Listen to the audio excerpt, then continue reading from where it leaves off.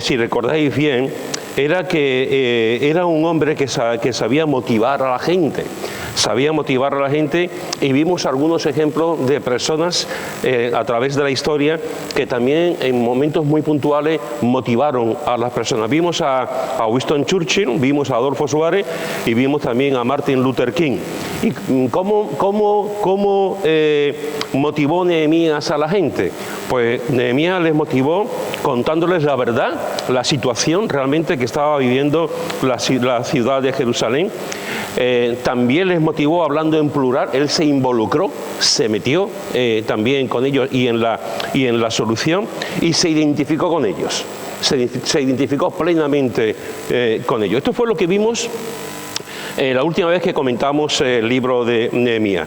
Y a continuación, después, en los versículos 18 al 20 dice: entonces les declaré cómo la mano de mi Dios había sido buena sobre mí, y asimismo las palabras que el rey me había dicho, y dijeron: levantémonos y edifiquemos.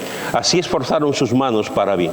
Pero cuando lo oyeron Sanbalat horonita, Tobías el siervo amonita y Gesén el árabe, hicieron escarnio de nosotros y nos despreciaron, diciendo: ¿qué es esto que hacéis vosotros? ¿Os rebeláis contra el rey? Y en respuesta les dije: el Dios de los cielos, Él nos prosperará, y nosotros sus siervos nos levantaremos y edificaremos, porque vosotros no tenéis parte, ni derecho, ni memoria en Jerusalén.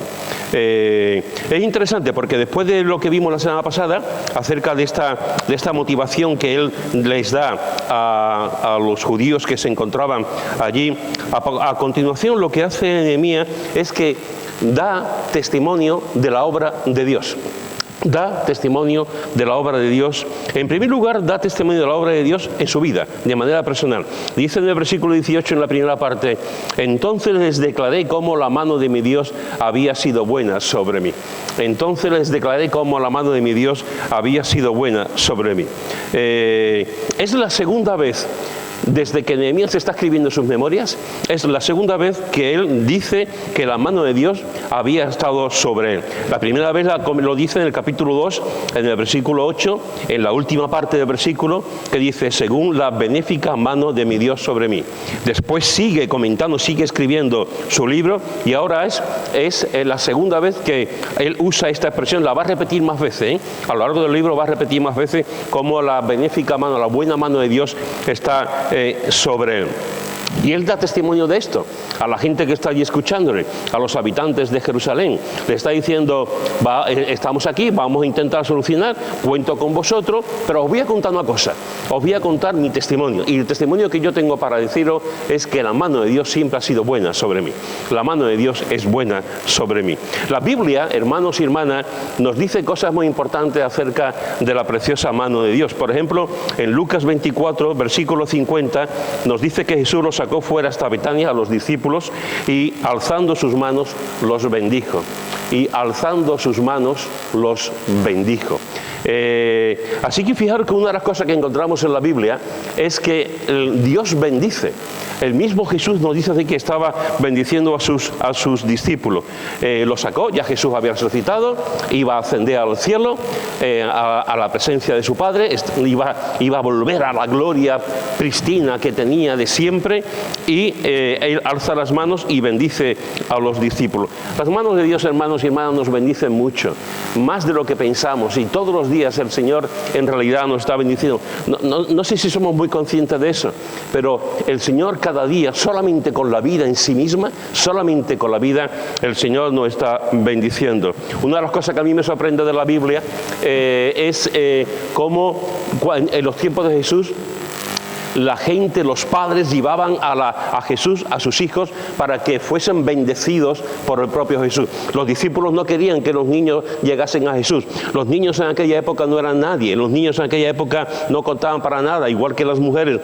No tenían ni arte ni parte. Sin embargo, para Jesús era importante. Y los padres llevaban a los niños a Jesús para que los bendijera. Y Jesús ponía sus manos sobre los niños y eran bendecidos por los niños. Bienaventurados los padres que hacen eso. Bienaventurados los padres que llevan cada día delante del Señor a sus hijos. Bienaventurados los padres que oran por sus hijos cada día. Bienaventurados los padres que llevan cada día las luchas, las cosas, las bendiciones, el crecimiento de sus hijos. Los padres, una de las responsabilidades que tenemos los padres es orar sistemáticamente, continuamente por nuestros hijos. Desde que nacen hasta que nosotros nos vayamos con el Señor. Siempre tenemos que estar orando por nuestros hijos. Y los padres que hacen eso y bendicen a sus hijos con la oración, el Señor lo bendice. Las manos de Jesús no solamente son manos que bendicen, sino que las manos de Jesús también son manos que sanan, que se lo pregunten a los leprosos que se acercaban a Él.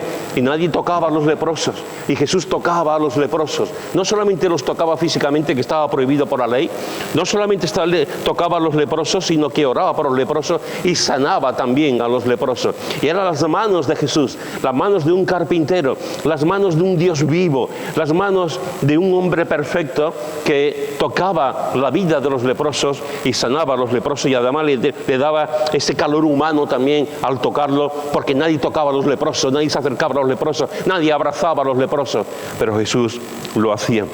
La mano de Jesús, las manos de Él nos bendicen con la bendición como si fuésemos niños. Las manos de Jesús nos bendicen y nos sanan también como si fuésemos leprosos. La mano de Dios, hermano y hermana, te bendice y te sana, no lo olvides nunca.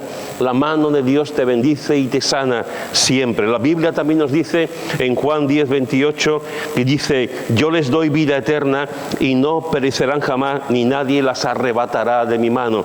Esto es interesante, esto es pura doctrina. La Biblia nos dice que como ovejas estamos en las manos de Jesús, como ovejas estamos en las manos de Dios. La Biblia nos dice que las ovejas estamos en las manos y el Señor nos tiene en sus manos, y nada ni nadie nos arrebatará de las manos de las manos de Dios. Ni los falsos profetas, ni las falsas ovejas, ni las mentiras, ni los dictadores, ni las religiones, ni absolutamente nada ni nadie nos podrá separar del amor de Dios. Hermanos, la Biblia nos dice que cuando hemos creído en Jesús, dice el libro de Efesios, que estamos sellados con el Espíritu Santo. Cuando tú has creído en Cristo, aquel día que tú creíste, aquella época en que tú creíste, aquel momento en el que tú creíste, cuando hicimos la oración y le dijimos a Cristo: entra en mi vida, cuando se lo dijiste verbalmente, cuando se lo dijiste en mente, cuando tú tuviste en cuenta, te diste cuenta que eras pecador y le dijiste a Cristo que entrase en tu vida, la Biblia nos dice con su autoridad que somos sellos, estamos sellados con el Espíritu Santo. Por lo tanto, hermanos, nadie nos podrá separar de Él, nadie nos podrá quitar de Él, porque nos ha sellado con su Espíritu Santo. Y la Biblia también nos dice que tu nombre, aquellos que han creído en Cristo Jesús, aquellos que han depositado su confianza en Él, la Biblia nos dice que sus nombres están escritos en el libro de la vida. Tu nombre está escrito en el libro de la vida, está allí, y yo no sé si lo veremos en el cielo, no sé si nos enseñarán en la hojita donde estamos, no sé lo que ocurrirá, pero tenemos la garantía, porque Jesús lo dice, tenemos la garantía porque la Biblia lo dice, de que nuestros nombres están escritos en el libro de la vida. Por lo tanto, hermanos y hermanas, nadie nos podrá arrebatar de la mano de Dios, nadie, ningún enemigo, ni el propio diablo con sus artimañas y sus mentiras, ni la carne, ni el mundo nos podrá separar del amor de Dios, porque estamos en las manos del buen pastor. Estamos en las manos del buen pastor que nos cuida, en las manos del buen pastor que nos da alimento, en las manos del buen pastor que nos lleva a los verdes prados, en las manos del buen pastor que nos ayuda y nos cuida de los salteadores y de los enemigos. Estamos, aquellos que hemos creído y tenemos el sello y somos templo del Espíritu Santo, también nos dice la Biblia eso, somos templo, morada permanente del Espíritu Santo, tenemos la vida eterna y nadie nos podrá separar del amor de Dios, nadie nos podrá quitar. Estamos en las manos del mejor pastor, del único, del buen pastor para siempre. La Biblia en 1 Pedro, en el capítulo 5, en el versículo 6, nos dice que la mano de Dios es poderosa. La mano de Dios, hermanos y hermanas, es poderosa. Poderosa para todo. Yo no sé tu situación. Bueno, algunos conozco la situación, otros no. Pero déjame decirte que la mano de Dios es poderosa. Cuando te caes, la mano de Dios es poderosa para levantarte. Cuando estás derrumbado, la mano de Dios es poderosa para levantarte. Cuando tu ánimo decae, la mano de Dios es poderosa para levantar tu ánimo. Cuando las cosas no salen bien y estás metido en un círculo del que no puedes salir, la mano de Dios te puede hacer salir de ese círculo. Cuando las puertas se cierran, la mano de Dios abre las puertas, porque la mano de Dios es poderosa. Poderosa. Por lo tanto, hermanos y hermanos, estamos en las mejores manos. Por eso Nehemías dice, quiero daros mi testimonio. Y mi testimonio es que la mano buena de Dios está sobre mí. La mano buena de Dios. Nehemías está diciendo las manos de Dios que bendicen, manos de Dios que sanan, manos de Dios que son poderosas. Ese es el testimonio que podemos dar cada uno de los que estamos aquí, que hemos creído en Jesucristo, que estamos en las mejores manos, y la buena, la benéfica, la maravillosa mano de Dios. Eso es lo que da testimonio en Nehemías a la gente allí. Él está diciendo, Dios es bueno conmigo. Dios es bueno conmigo. Pero Nehemías también da testimonio de cómo Dios había actuado en el corazón del rey. No solamente da testimonio personal de él, sino da testimonio también de lo que ha pasado con el rey. Dice en el versículo 18, en la segunda parte, dice, y asimismo, las palabras que el rey me había dicho. Fijaros que dice, entonces les declaré cómo la mano de mi Dios había sido sobre mí, y asimismo las palabras que el rey me había dicho. ¿Qué le había dicho al rey? Nos vamos a los versículos anteriores, al capítulo 2, y vemos que el rey le había dicho, vete. El rey le había dicho, ¿quieres ir allí? Te doy mi permiso, vete para allá. Y el rey se muestra espléndido con él, le ayuda en todo, le da documentos para pasar por las diversas tierras, le da caballos, le da soldados para que vaya hacia Jerusalén y haga aquello que Dios le había llamado y la carga que tenía Nehemías. Y lo cuenta. Nehemías lo cuenta. Dios no solamente ha sido bueno conmigo, que sepáis, sino que también Dios ha tocado el corazón del rey. Dios ha tocado el corazón del rey y ha permitido que el rey pueda dar las órdenes para que yo y los que me siguen estén aquí. Asimismo, las palabras que el rey me había dicho, ve hacia allí, hacia Jerusalén. Nehemías, hermanos y hermanas, compartió el fuego de un corazón, compartió el testimonio de una persona que había visto la mano de Dios, compartió el testimonio de una persona que había visto también cómo la mano de Dios había actuado también en el corazón del rey. ¿Sabéis? A veces lo único que realmente nos puede motivar, nos puede ayudar, nos puede guiar, a veces no, muchas veces, para seguir adelante, aparte de la Biblia, aparte del testimonio de que Dios nos da en la palabra, aparte de poder reunirnos en la iglesia, a veces lo que nos da el fuego para seguir adelante, para continuar adelante, es ver la vida de otros hombres y mujeres de Dios. A veces lo que nos ayuda a seguir adelante es ver el fuego de Dios en el corazón de otros, el fuego de Dios en la vida de otros. Y eso es lo que hace Nehemías. Nehemías está diciendo, yo vengo aquí, quiero colaborar con vosotros, quiero reconstruir esto, quiero hacer los muros, cuento con vosotros, pero quiero que sepáis que Dios está conmigo, quiero que sepáis que soy testigo de la buena mano de Dios, quiero que sepáis de la bondad de Dios para mi vida, quiero que sepáis que incluso Dios también ha tocado el corazón del rey, quiero que sepáis eso. Cuando una persona está llena de Dios, cuando una persona tiene el fuego del Espíritu Santo, esa es la mayor motivación para continuar adelante.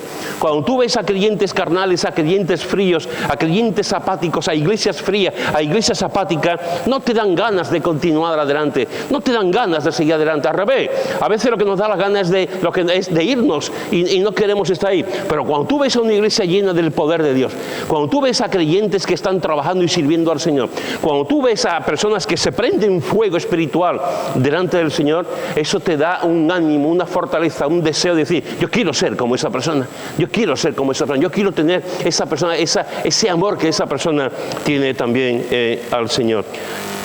Cuando yo me convertí, muchas veces lo he contado, cuando yo me convertí había un grupo de jóvenes, en aquella época en la iglesia donde yo conocí al Señor había un grupo de jóvenes de 30 y pico de jóvenes, eran jóvenes fantásticos, maravillosos, y salíamos a la calle, predicábamos el Evangelio, repartíamos folletos, había mucha unidad, nos juntábamos los sábados, salíamos, era un grupo de jóvenes realmente maravilloso. La persona que lideraba en aquel momento el grupo de jóvenes Cuando yo me convertí, no, pero al poco tiempo de convertirme, el que empezó a liderar el grupo de jóvenes era un hombre que algunos de los mayores que estáis aquí, de los que lleváis ya muchos años en el Señor, pues lo recordaréis, que era David Cornegay. David Cornegay era un americano.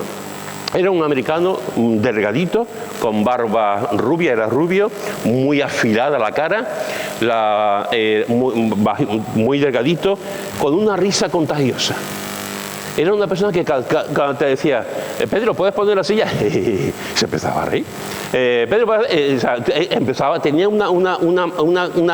contagiaba mucho. Era una persona que estaba siempre con la guitarra.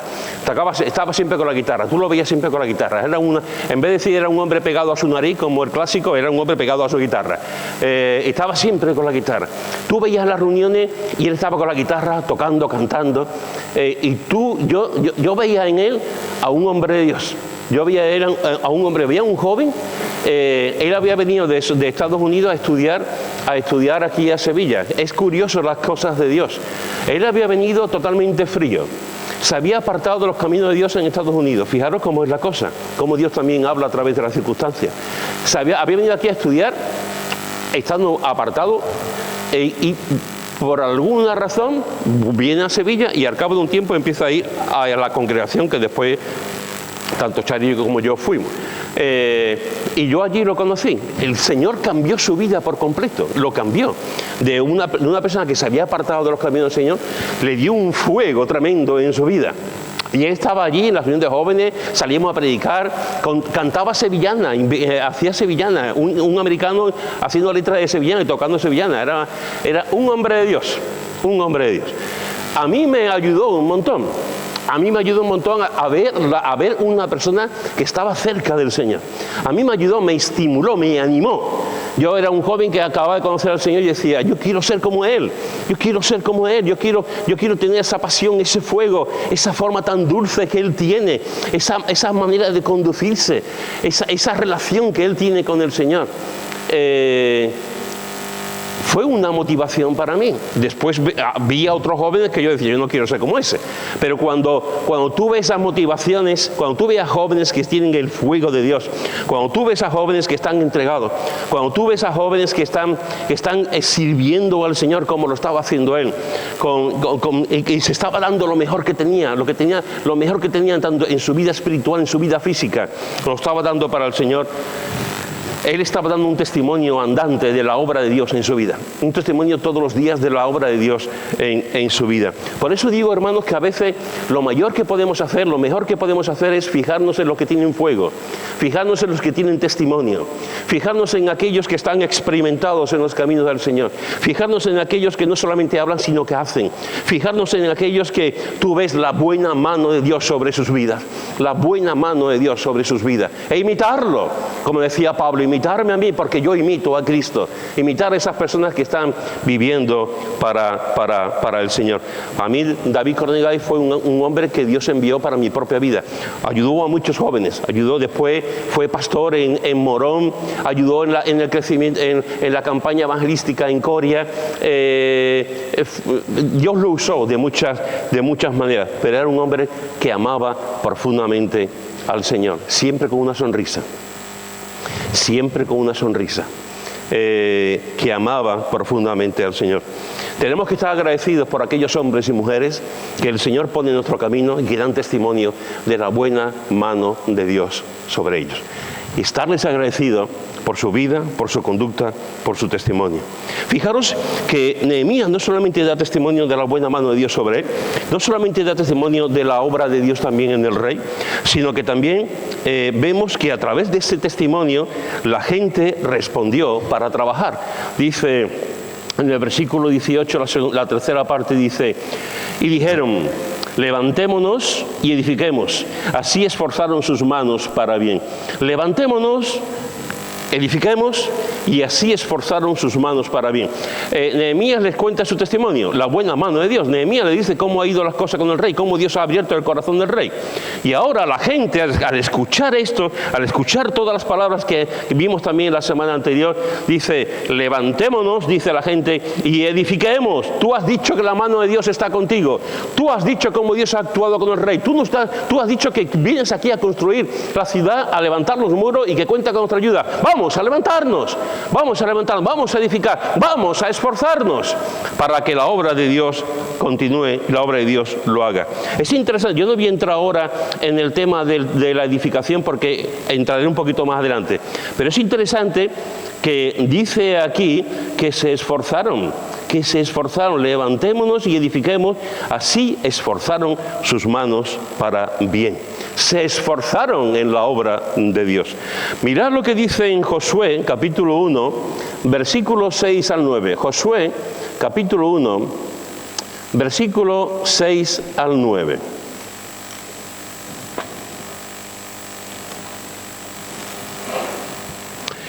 Josué 1, versículo 6 al 9 dice: esfuérzate, le dice el Señor, esfuérzate y sé valiente, porque tú repartirás a este pueblo por heredad a la tierra de la cual juré a sus padres que la daría a ellos. Solamente esfuérzate y sé muy valiente, para cuidar de hacer conforme a toda la ley que mi siervo Moisés te mandó. No te apartes de ella ni a diestra ni a siniestra, para que seas prosperado en todas las cosas que emprenda.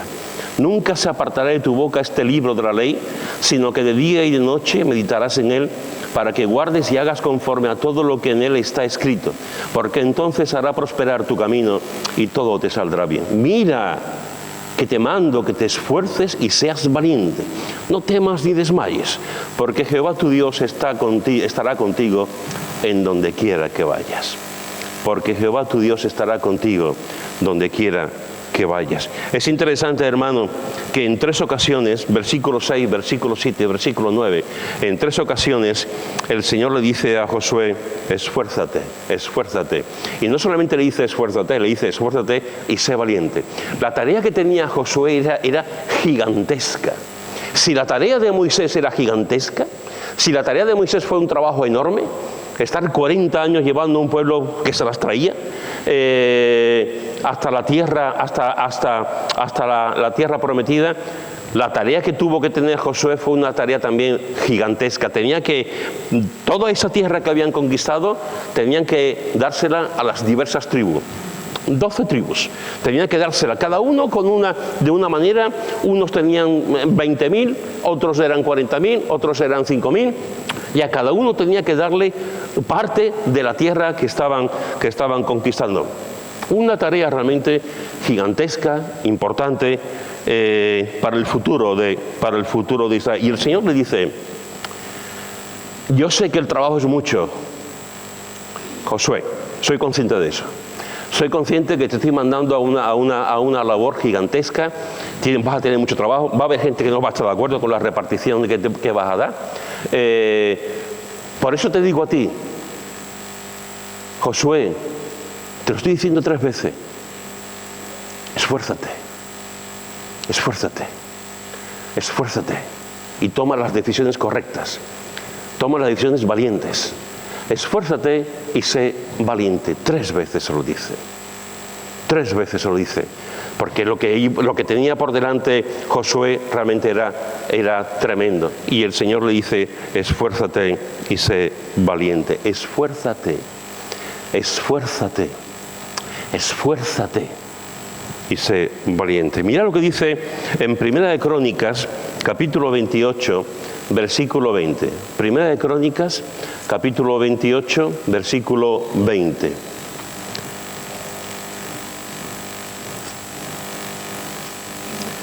Dice,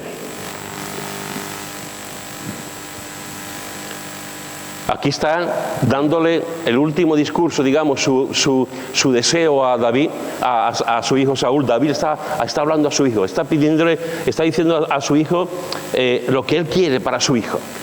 El futuro que tiene también su hijo Salomón como rey. Y su padre, David, le está dando su legado, le está diciendo cosas a Salomón acerca de lo que le espera. Y fijaros que dijo además David a Salomón, su hijo: anímate y esfuérzate, y manos a la obra. No temas ni desmayes, porque Jehová tu Dios, Jehová Dios, mi Dios, estará contigo.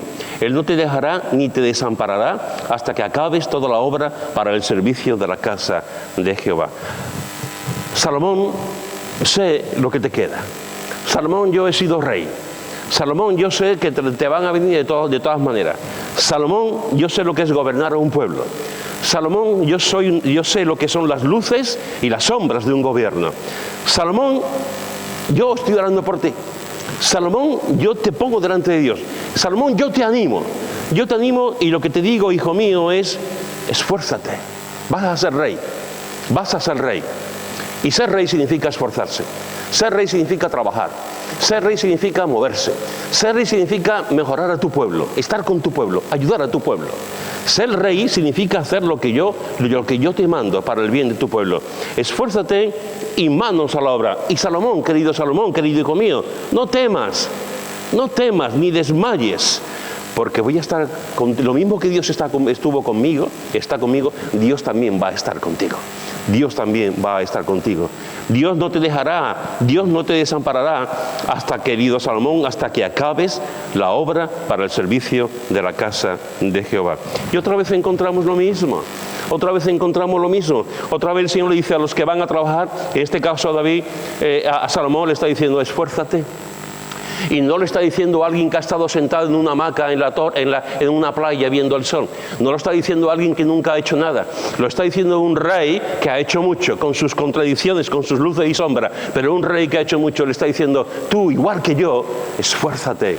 Y tú vas a sentir también la mano de Dios. Y tú vas a ver también cómo Dios te está guiando. Y cómo Dios no te va a dejar ni te va a desamparar nunca.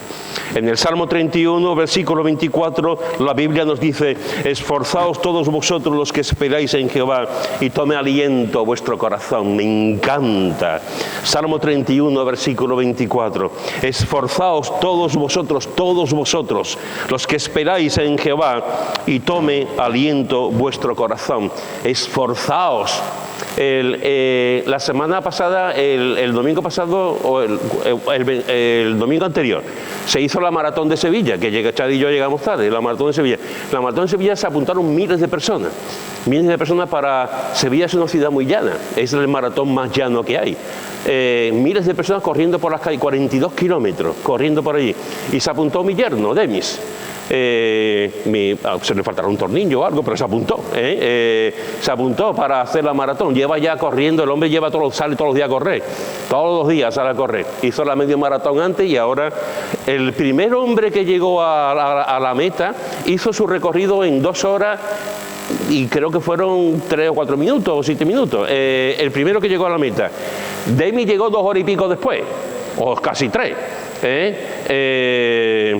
Y todavía hubo gente, nosotros estábamos esperando en el coche, veíamos en la autovía, en la S30, veíamos a la gente, a algunos correr, y vimos a un hombre, no sé si tenía 80 y pico de años, el hombre iba así.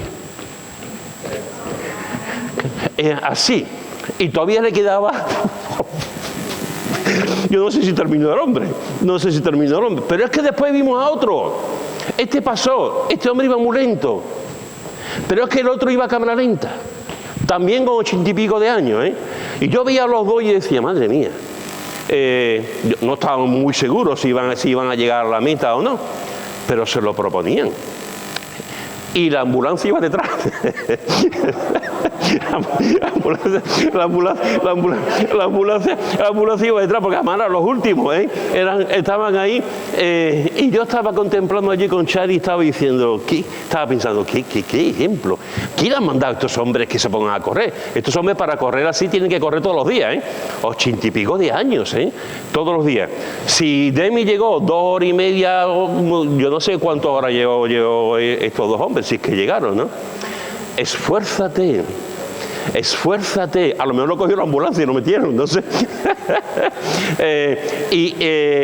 Ana Belén nos mandó un pequeño vídeo donde ya Demi estaba a punto de llegar a la meta y estaba ella y Emma, y de pronto Emma se fue al padre, corriendo a coger al padre, el padre cogió a Emma y los dos entraron en la meta, ¿no? Los dos entraron a la meta. Y la gente estaba aplaudiendo, bien, pero aplaudían a Demi, aplaudían a todos los que entraban, porque había algunos que sus amigos lo cogieron, sus amigos familiares lo cogieron, no podían más, iban como Uri y como Moisés cogiendo así, pero lo metieron dentro los amigos, metieron allí corriendo como podían y llegaron a la meta y pasaron la meta. Esfuérzate. Esfuérzate. Esfuérzate en la carrera. Esfuérzate en la obra de Dios. Esfuérzate en el servicio al Señor. No seas de los que han empezado a arar y después lo han dejado porque se han cansado. No seas de los que han empezado a trabajar y después lo han dejado porque otros te han hecho daño. Esfuérzate y sirve al Señor, trabaja para el Señor. Llega a la meta, aunque sea arrastras, aunque sea que otros te cojan en oración, en volanda, llevándote. Sigue adelante, esfuérzate, esforzaos todos vosotros los que esperáis en Jehová y tome aliento vuestro corazón. Esta iglesia, la iglesia de Utrera, es una iglesia que debe de esforzarse, que tenemos que esforzarnos. Tenemos que esforzarnos para la gloria de Dios. Tenemos que esforzarnos para servir al Señor. Tenemos que esforzarnos para multiplicar lo que Dios nos da. Tenemos que esforzarnos en el mejor sentido. No somos salvos por esforzarnos. No somos salvos por trabajo. No somos salvos por esfuerzo humano. No somos salvos por obra. Pero como creyentes nos esforzamos. Como creyentes nos esforzamos, como creyentes trabajamos, como creyentes seguimos adelante. Y todos tenemos que esforzarnos, hermanos y hermanas, para seguir adelante, para continuar adelante. Déjame preguntarte en esta mañana, ¿te esfuerzas para ser un mejor cónyuge? ¿Te esfuerzas para ser un mejor marido, una mejor esposa? ¿Te esfuerzas para ser una mejor persona? ¿Te esfuerzas para estudiar la Biblia? ¿Te esfuerzas para conocer la Biblia? ¿Te esfuerzas realmente para que el mensaje de la Biblia impacte en tu vida y tú vivas conforme a lo que la Biblia nos enseña? ¿O eres de los que están siempre viviendo a costa de otros? Tú lees la Biblia, tú meditas la Biblia, tú averiguas la Biblia, tú estudias la Biblia, tú te alimentas de la palabra de Dios. ¿Te esfuerzas para testificar de tu fe? ¿Te esfuerzas para ayudar en tu iglesia local o en la iglesia universal? La Biblia nos dice en un texto que para mí me marcó desde joven, y es uno de los primeros versículos que aprendí de memoria. Dice la Biblia en Daniel 11:32, el pueblo que conoce a su Dios se esforzará y actuará. El pueblo que conoce a su Dios se esforzará y actuará. Dame un hombre, una mujer que dice que conoce al Señor y no mueve ni un dedo por la gloria de Dios, y te diré que esa persona mucho hablará, pero no conoce a Dios, no conoce a Cristo. El pueblo que conoce a Cristo, el pueblo que conoce a Dios se esforzará y actuará. Hermano, que hay mucho trabajo que hacer, que hay muchísimas cosas que hacer, que hay un mundo entero por conquistar, que hay muchas almas en las calles que están perdidos, que hay muchos problemas en la iglesia, que cada uno de nosotros tenemos una serie de cosas que tenemos que arreglar delante de Dios. Cada uno de nosotros estamos combatiendo todos los días. Cada uno de nosotros tenemos que seguir esforzándonos para seguir, para trabajar, con la gracia de Dios por delante, con la gracia de Dios siempre por delante. Somos lo que somos por la gracia de Dios, llegamos a donde llegamos por la gracia de Dios, pero como creyentes tenemos que esforzarnos. Jesús iba por todas partes predicando el Evangelio. Jesús iba andando a Decápolis, a Capernaum, iba a todos sitios trabajando, predicando, enseñando, haciendo sanidades, visitando casas, quedando con la gente. Jesús venía a trabajar durante 3 años. Vengo a trabajar, decía él, el trabajo de mi Padre. Vengo a trabajar durante esos 3 años. Y tenemos que esforzarnos en trabajar. Tenemos que seguir, no podemos esperar, no podemos pretender que un grupo de la iglesia lo haga todo. No podemos pretender que unos cuantos lo hagan todo. No podemos pretender que yo viva a base de lo que otros hacen. Tenemos que esforzarnos, tenemos que trabajar, tenemos que seguir juntos adelante, porque el pueblo que conoce a su Dios se esforzará y actuará. Si tú no mueves un dedo por la gloria de Dios, si tú no mueves un dedo para la obra, para que Dios se glorifique, para que las almas conozcan a Cristo, si tú no mueves un dedo para la edificación de tu iglesia, ¿qué tipo de creyente eres? ¿Qué tipo de persona eres? Porque la Biblia nos dice al contrario. La Biblia nos dice que tenemos que esforzarnos, seguir adelante, caminar juntos y trabajar para el Señor. Así que fijaros que yo esta mañana te digo, esfuérzate, cómprate libros, esfuérzate, profundiza en la palabra, esfuérzate. Habla con tu esposa, con tu esposo para mejorar la relación, esfuérzate. Habla con tus hijos, esfuérzate. Habla con personas que te puedan ayudar, que te puedan guiar, esfuérzate. Porque la vida es breve. como decía Calderón de la Barca. La vida es breve. Y cuando nos damos cuenta, hermanos y hermanas, estamos como esas dos personas en la carrera. Estamos ahí, corriendo, gracias a Dios. Corriendo, gracias a Dios. ¡Corre! ¡Corre! A veces podrás correr a 80 kilómetros hora y otras veces serán como estas dos personas, pero siguen ahí en la brecha, siguen ahí trabajando. Depende de las etapas de la vida, depende de los momentos de la vida, pero sigue trabajando para el Señor. Esfuérzate. Fijaros, hermano, siento decir esto, pero la Biblia lo dice. Siento decirte que siempre que estamos trabajando en la obra de Dios, siempre que que estamos esforzándonos en la obra de Dios, siempre que seguimos al Señor como Él nos indica, siempre, es la ley de Murphy, siempre aparecerá la oposición. Siempre aparecerá la oposición. Versículo 19. Pero cuando lo oyeron Sanbalat horonita, Tobías el siervo amonita y Gesén el árabe, hicieron escarnio de nosotros y nos despreciaron, diciendo: ¿qué es esto que hacéis vosotros? ¿Os rebeláis contra el rey? Siempre, hermanos y hermanas, cuando estamos en la carrera, siempre habrá obstáculos. Siempre que nos estamos esforzándonos, siempre habrá críticas. Siempre que estamos haciendo cosas para el Señor, siempre habrá una piedra escondida en el camino. Siempre habrá oposición. Estos que aparecen ahora, yo no voy a entrar en este texto ahora porque lo voy a dejar para más adelante, porque aparecen otras veces, pero fijaros que ya hemos conocido a Tobías y a Sanbalat, porque aparecen en el capítulo 2, versículo 10, pero oyéndolo Sanbalat, horonita y Tobías, aquí aparecen en el versículo 10, aparecen dos. Ahora entra otro. Ahora entra otra persona que va a poner de su parte para que el proyecto de Nehemías no siga adelante, y es Gesén el árabe, que, como he dicho, lo veremos un poquito más adelante, porque aparecen en otras ocasiones también. Pero déjame decirte solamente por ahora, basta para que una iglesia quiera vivir conforme a lo que enseña el Nuevo Testamento. Basta para que una iglesia quiera vivir en santidad. Basta para que un creyente realmente quiera vivir para la gloria del Señor. Basta para que una familia intente vivir en santidad. Basta que el Señor te llame para su obra, para que el enemigo entre.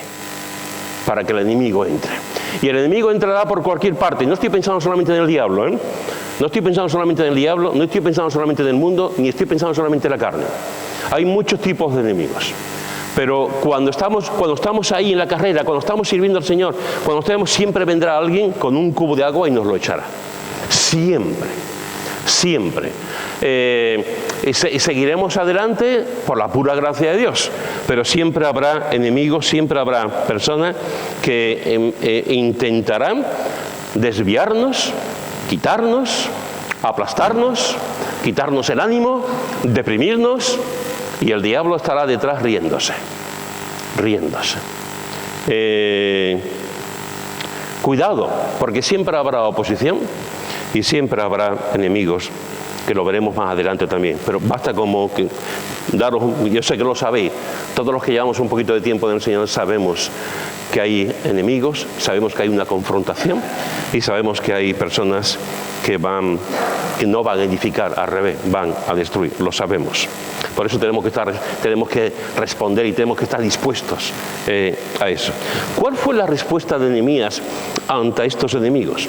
¿Cuál fue la respuesta de Nehemías ante lo que dijeron Sanbalat, Tobías y Gesén el árabe?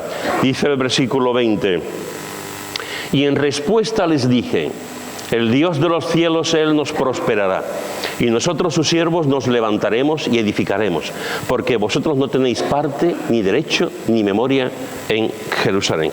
¿Qué es lo que hizo Nehemías ante la oposición de estas personas? Pues lo que hizo Nehemías fue decir: ojo, Dios está con nosotros. Eso fue lo que hizo Nehemías. Ojo, Dios está con nosotros. Dios nos prosperará. A pesar de vosotros, Dios nos prosperará. Nosotros trabajaremos trabajaremos porque Dios nos prosperará. Y vosotros ni tenéis parte, ni derecho, ni memoria en Jerusalén. Es decir, vosotros no vais a poder conseguir nada. Vosotros no vais a poder conseguir nada. Nosotros trabajaremos. ¿Por qué? Porque Dios nos prosperará. Amén. Porque Dios nos prosperará. Dice un escritor, escucha por favor, dice un escritor, hagamos lo que hagamos, siempre habrá alguien que no estará de acuerdo con nosotros. La única forma de evitar las críticas en la vida es no hacer nada, no ser nadie y no decir nada. Te lo repito. Hagamos lo que hagamos, siempre habrá alguien que no estará de acuerdo con nosotros. La única forma de evitar las críticas en la vida es no hacer nada, no ser nadie y no decir nada. Y permíteme decirte que yo estoy completamente de acuerdo. No soy el autor de esta frase, pero la suscribo. Estoy completamente de acuerdo. No olvides nunca, hermano y hermana, no olvides nunca que los que se esfuerzan en la obra de Dios, Dios los prosperará. Los que no se esfuerzan, los que no trabajan, los que se reúnen de domingo a domingo, los que no leen la Biblia, los que se toman la iglesia como una diversión, los que vienen de vez en cuando, los que ni siquiera oran en su familia, ni son ejemplo para sus hijos, de eso yo no estoy hablando. La Biblia nos dice que en la iglesia habrá de todo. La Biblia nos dice que en la iglesia habrá gente creyente y gente no creyente. La Biblia nos dice que habrá trigo y no habrá trigo, habrá otro tipo de cereales también. La Biblia nos dice que habrá ovejas y falsos profetas. La Biblia nos dice que tengamos cuidado. Pero los que conocen al Señor, los que creen en Cristo, los que están en las manos del buen pastor, se esforzarán y trabajarán, y Dios los prosperará. Y Dios los prosperará.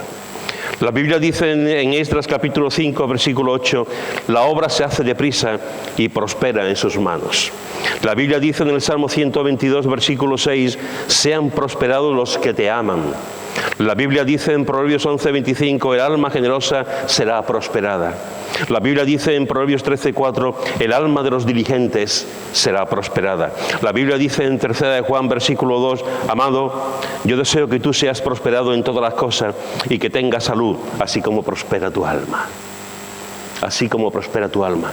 La Biblia nos dice que el Señor es el primero que está interesado en que prosperemos físicamente, emocionalmente, económicamente, en todos los sentidos. El Señor quiere que prosperemos. En la salud también. Pero la Biblia también nos dice que el primero que quiere que prosperemos espiritualmente es Él. Es el Señor, que prosperemos en todo lo que somos y en todo lo que Dios está haciendo con nosotros. Dios está con nosotros. Eso es lo que está diciendo Nehemías. Ustedes estáis aquí, queréis impedir la obra, pero Dios está con nosotros. Y porque Dios está con nosotros nos va a prosperar. Y vosotros, los tres, no tenéis nada que hacer. No tenéis nada que hacer porque Dios está con nosotros.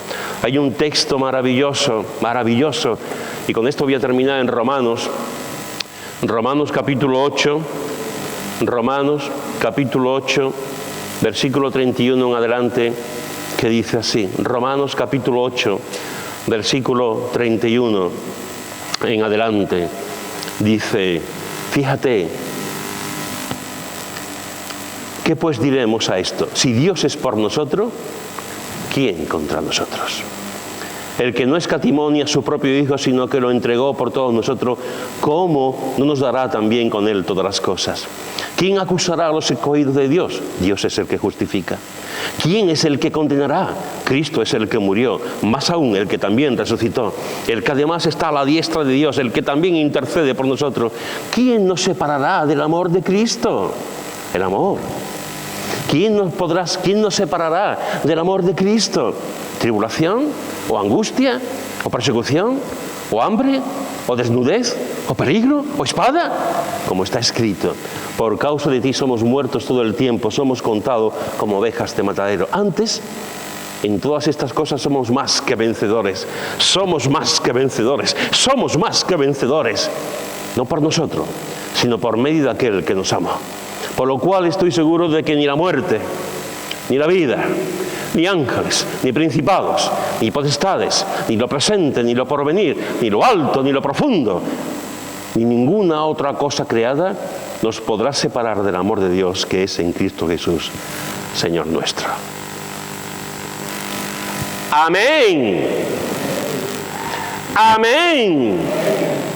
Así es. Así es.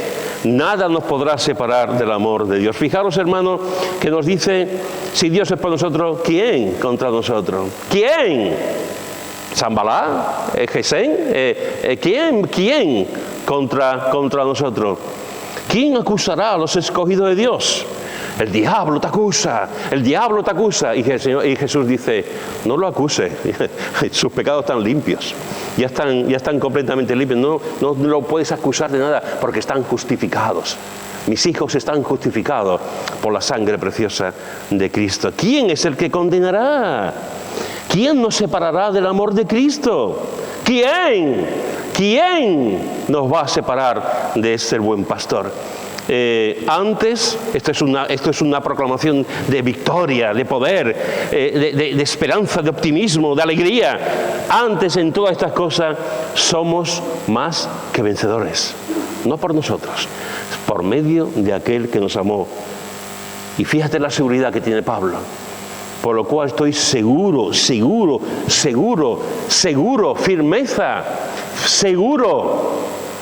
Estoy seguro de que ni la muerte, ni la vida, ni los que hablan en voz alta, ni ángeles, ni principados, ni potestades, ni lo presente, ni lo porvenir, ni lo alto, ni lo profundo, ni ninguna otra cosa creada nos podrá separar del amor de Dios. Amén.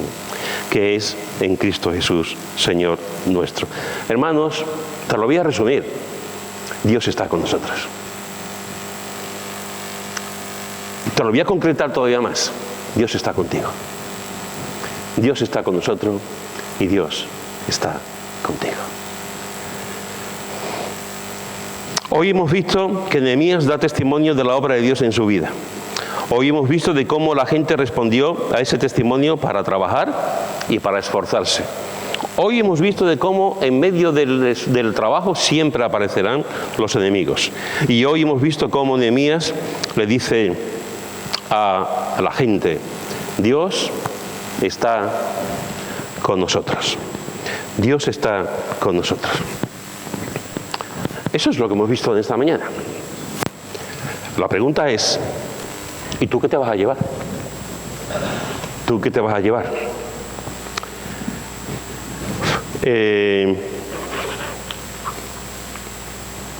Urbano se va a llevar un chupachú. Y Manolo creo que también otro chupachú, ¿no? No, también. Y caramelos. Ellos se van a llevar chupachú. Los demás no nos vamos a llevar chupachú. Después hay que enfadarse con Maite. Los demás nos llevamos chupachú. Pero después de todo lo que hemos visto en Nehemías, ¿tú qué te vas a llevar? ¿En qué va a cambiar esto tu vida? ¿Para mañana tú vas a ser otra persona? ¿Para mañana tú te vas a tomar las cosas un poco en serio? ¿Para mañana tú te vas a esforzar? ¿Para mañana para mañana y para la semana y para todos tus días, tú vas a dar testimonio de la buena mano de Dios sobre ti? ¿Para mañana la palabra de Dios va a impactar en tu vida? ¿Para mañana tú vas a ser consciente de que nada ni nadie te podrá separar del amor de Dios? Déjame decirte algo, Ni tú mismo. Ni tú mismo. Porque a veces los que nos separamos del amor de Dios somos nosotros mismos. Pero cuando hemos creído, el propio Jesús nos tiene en sus manos, ni yo mismo voy a separar de Él, porque me cuida. Porque me cuida. ¿Qué te vas a llevar? Espero que realmente te lleves el deseo de servir, el deseo de trabajar, el deseo de esforzarte, el deseo de conocer más a tu Dios, el deseo de trabajar juntos en la misma empresa, trabajar juntos en la obra de Dios. Esfuérzate, esfuérzate y vive como un hijo de Dios. Amén.